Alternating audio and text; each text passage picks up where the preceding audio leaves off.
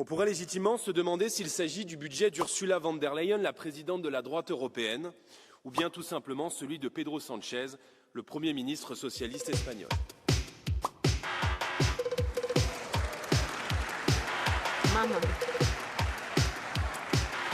Ces moyens supplémentaires se déploient dans 5 domaines dont je défie quiconque, Monsieur Bardella, de prétendre qu'ils ne sont pas vitaux.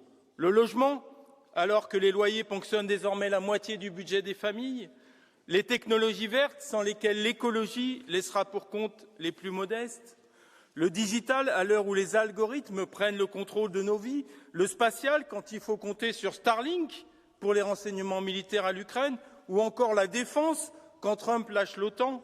Je le dis, ne pas agir dans ces domaines serait une faute politique et morale. Nous ne nions en rien les contraintes des budgets nationaux.